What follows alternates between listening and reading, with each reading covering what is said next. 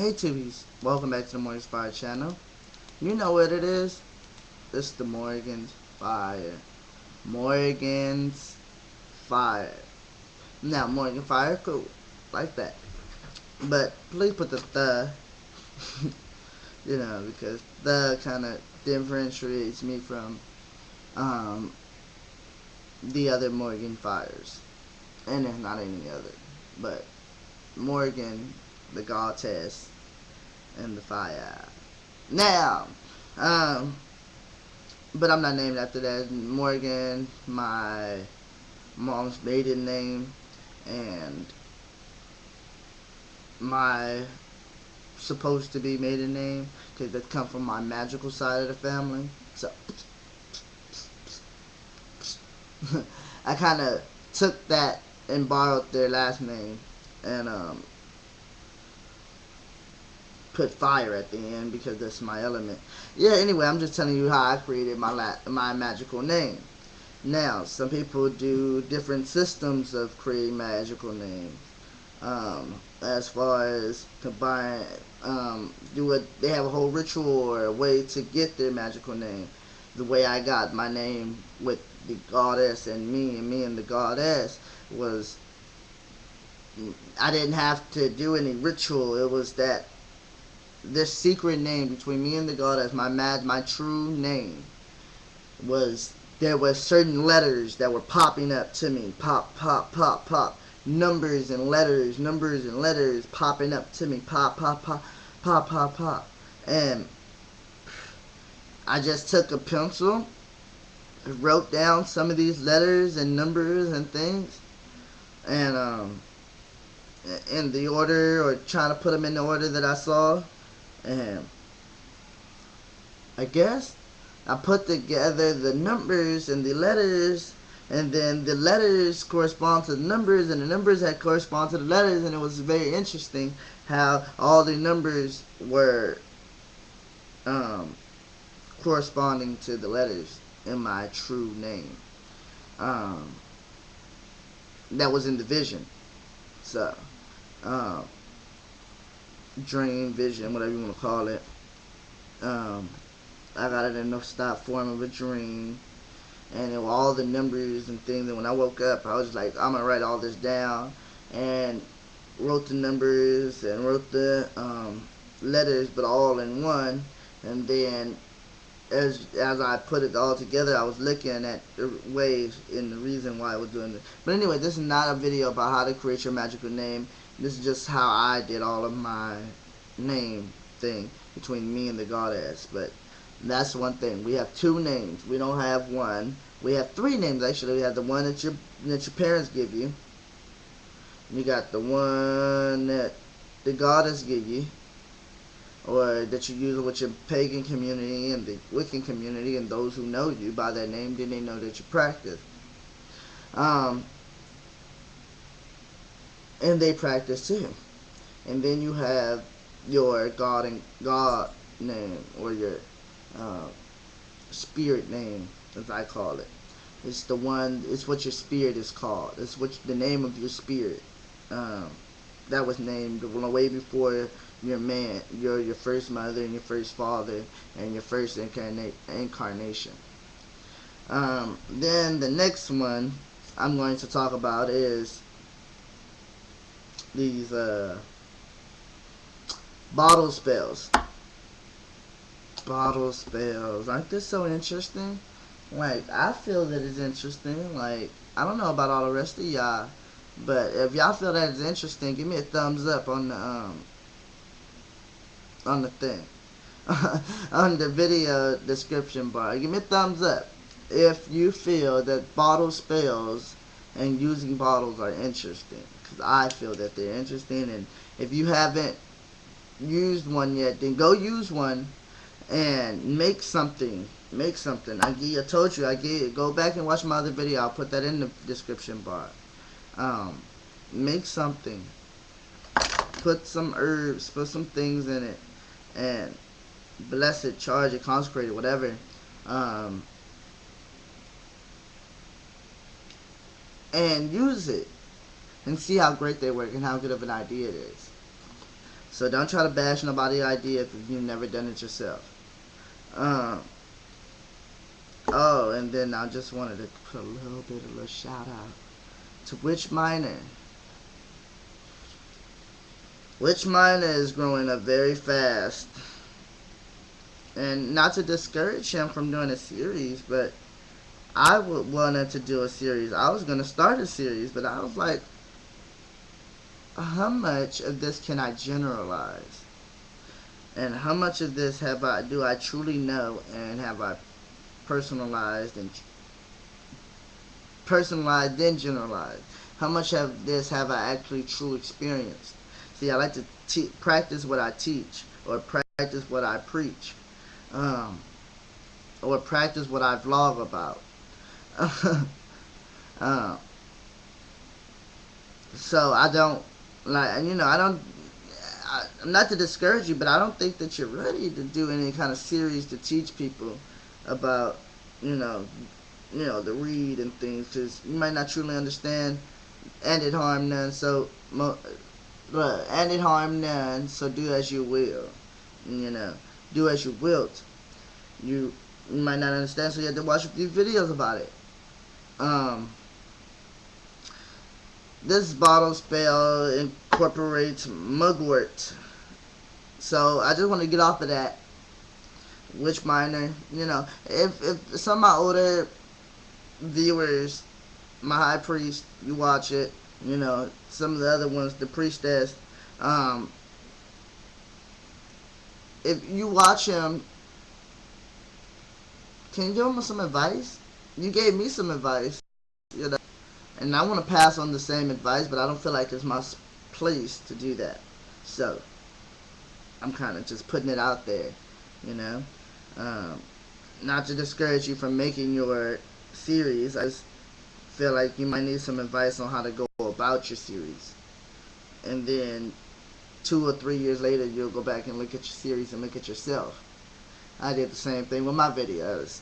So go back and watch some of my earlier videos, and you'll really get a hang of it, or you'll get to know me in the beginning of making videos, not the beginning of me practicing.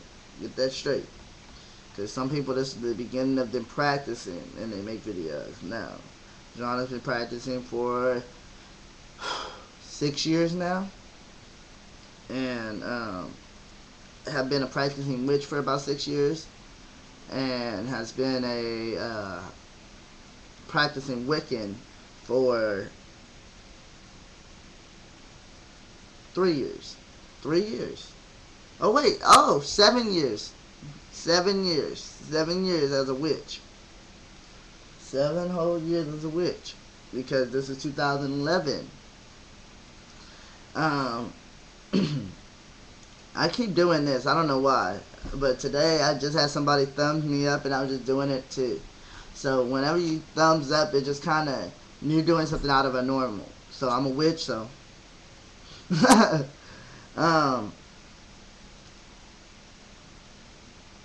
don't know. I'm just kind of spaced out today.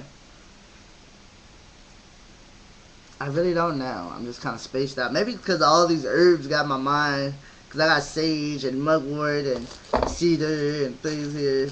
So, I'm going to just give y'all the recipe right quick. Mugwort is good for divination of all sorts. It's good for cleansing your scribe book. Anytime you're going to do a preparation for any kind of divination, mugwort should be the herb that you go run to. And I'm going to turn down the microphone.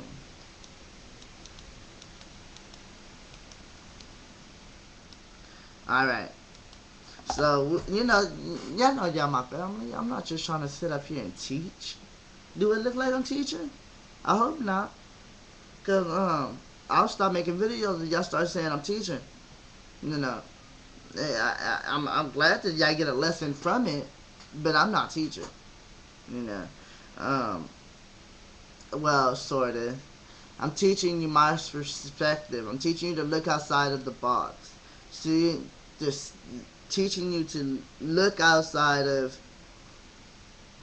your window and look in somebody else's window. That's all I'm doing, And if you want to learn something or you get something and you connect with it or some kind of way, then I think, I take that as my reward for making my videos, and I don't know. It's just that they kind of uplift me, and I don't want to be perceived as I'm teaching. Oh, and John is so oblivious and he knows everything. No, John do not know everything. John has experienced a lot. See, that's the thing about my practice is we experiment and then we experience. Now, some of the experimenting, we're on the bad experience. Don't get scared away from that. I've run into a lot of witches a bit that, oh, I've run into these sorts of things, and I don't practice anymore. You're a witch. You couldn't get the thing away from you. So I think I'm just a little bit arrogant, just a little bit arrogant about my practice, or with them, or about my title. But I'm a witch. Like, all these herbs and crystals and things are not for nothing. And you don't have this knowledge for nothing. Um, I'm looking in here for eyebrite. Right here. So mugwort, sage, and eyebrite. Alright. Now, where is my yerba santa?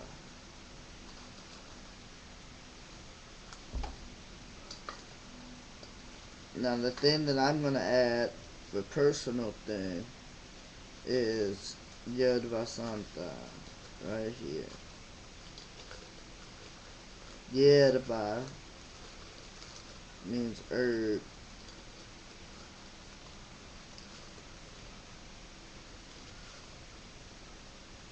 Oh, and elderflowers.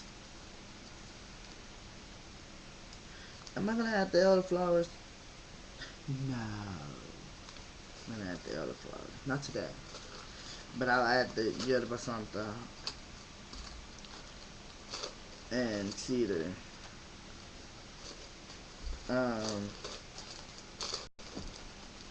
Alright. So I got all of my little herbs in this little container or whatever. Cool. Now I only got like a minute left on this video, or 2 minutes. I know this is a long video. Y'all get bored. It's cool. Change the video. But I'm just gonna go ahead and make this. But I'm gonna talk about a few of the properties. Mugwort is for divination of all sorts. Any kind of divination that you need, mugwort is there. Or any divination use that you're going to do, mugwort should be in your preparation. Or sage. These are herbs that should be in your preparation for divination. Sage and mugwort, wormwood, mullein, bay, eyebrite. All these herbs are for divination. They're sacred to those goddesses who aid divination. I know Isis and Hecate and Caradwin and Heredia. These are queen of witches, and these herbs are sacred to them too. Heredia is the queen of witches, Hecate and Selene. So it's a very feminine herb. I thought it was masculine, but it's feminine. Alright, so sage is also good for cleansing, purification.